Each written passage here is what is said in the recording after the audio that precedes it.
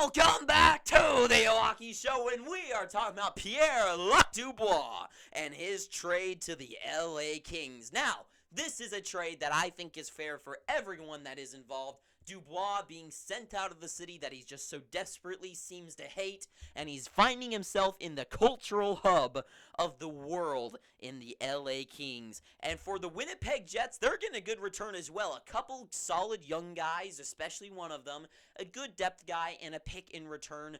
I think is pretty fair for the trade for getting out the guy that everyone knows seems to hate the city and he wants out and he's gone, and they got a pretty good return in my opinion. So the Kings, they get Pierre-Luc Dubois. Now the Kings here are getting a great 25-year-old center, 27 goals, 63 assists this last season. I think this is going to be perfect for the Kings. If anything they needed, in my opinion, was more offensive production. I know everyone said that they need better goaltending, which I think it's true, but I think most teams could probably say this exact same thing. But they definitely need to fix something about their goaltending issues. I mean, right now, I don't even know who they got in net right now. Like, they definitely need some sort of fix-up. I'm sure they'll find something. But for right now, I think one thing they really needed offensively was a solid second-line centerman. They have a lot of depth guys, not depth guys, but they're kind of built like the Carolina Hurricanes, where they've got a lot of top guys, but they're not like superstars. They just got a lot of really good top guys like Fiala and Arvidsson, Kempe. They got a lot of guys to fit around the top six, but they really needed that offensive centerman on that second line. Philippe Deneau and Anze Kopitar are great two-way guys, and Kopitar has the addition of being able to bring on those 74 points and be able to have a good production. But Deneau, I mean, 54 points ain't bad at all, but that's not really what you want on your second line, especially when he's being paired with guys like Kevin Fiala. And so for me, Pierre-Luc Dubois being that centerman on that second line to fit with those type of players is going to be perfect. He can feed them. He's a big guy. He's going to stand in front of the net, get those tip-ins, be able to be that body to screen the goaltender, win those face-offs, get those face-off wins, and actually join the rush and be offensive. Deneau is great, right? He's great offense. He's great two-way, good defensive forward. But now what's most important, though, is the Kings got three, if you want to say even four, but definitely three amazing centermen to put down those top three lines. Kopitar, Deneau, and Pierre-Luc Dubois. I mixed those two up, but whatever. Those three names on the offense in all 60 minutes that the game is going to be going on, they're going to have a solid centerman out there on the ice playing good hockey. And also, he inked a new deal for 8 years for $8.5 million, so he's getting paid. And to me, 8.5, I think is pretty fair for what he's going to be able to bring to this team. I would not doubt he could get up to maybe the 80-point region. I definitely think he breaks 70 points, because this is 63 points, Pierre-Luc Dubois. This is like disgruntled, not happy with his scenario, Pierre-Luc Dubois in Winnipeg. Now he's signed a big new deal, a big contract in the big city in LA, and I think it's going to make him even more excited to play better hockey and be on a true contending team that's got some excitement to it in that amazing arena. And I think he's definitely going to break 70 points. Do we see him get to 80? I would not be surprised. 90? I don't think so. I think that might be out of his reach. But 80 points I could see him getting to. So all around, great for the LA Kings. They got that second line center, offensive guy. They did it. Good job. Now the Winnipeg Jets, the other team involved in this trade.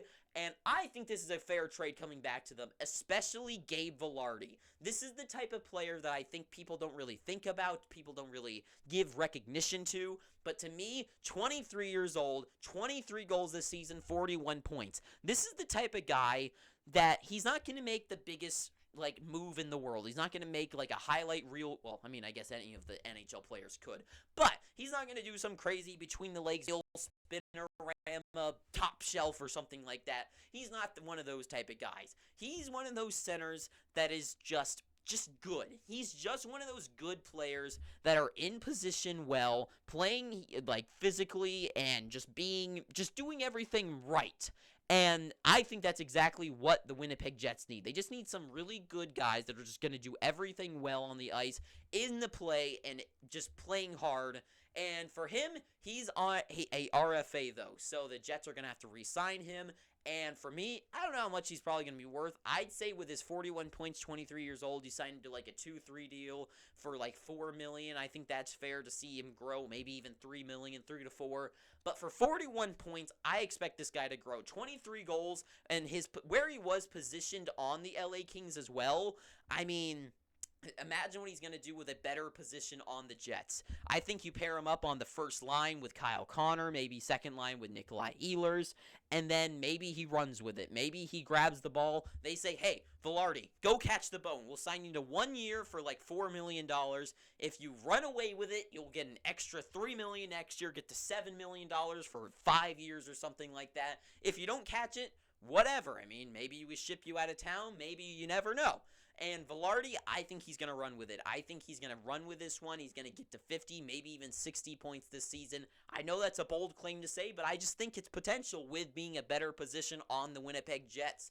And he's a good player, too. So, Velarde, nice pickup. Alex Iafallo, I mean, nothing that special. 29 years old, 14 goals, 36 assists. points. I mean, he was moved because of his cap, right? He was not moved because the Jets were like, oh, we got to get this guy, right? They were like, yep, $4 million. The Kings got to move out that cap space. Sure, bring him on the team. And I think he's fine. Good depth guy. Maybe fit him with a guy. Just good depth. Good depth. I mean, not bad, just good depth. And then last but not least, Rasmus Kupari, who's another RFA. They're going to have to re-sign him. 23 years old, 3 goals, 15 points in only 66 games.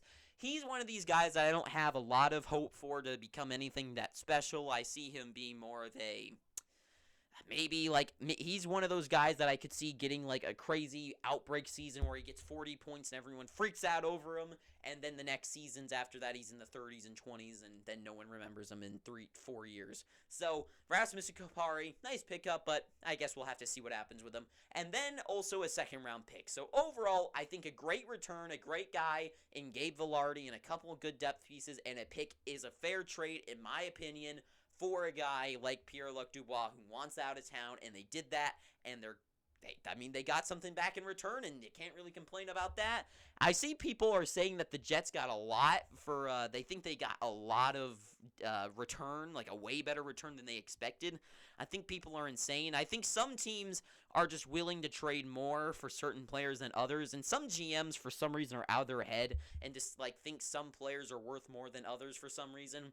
Take a look at like the Tampa Bay Lightning when they trade a first-round pick for Barclay Goodrow a few years ago, and when they traded the whole load for Tanner Jeannot this season. I just think some teams are willing to trade a lot, maybe not even a lot, but just willing to trade more than you're expecting for a certain player, and especially in Dubois, and now they got him for 8 years. I mean, they traded for a piece for their future. So, I don't know. I mean, especially with Quinton Byfield also on the rise as well.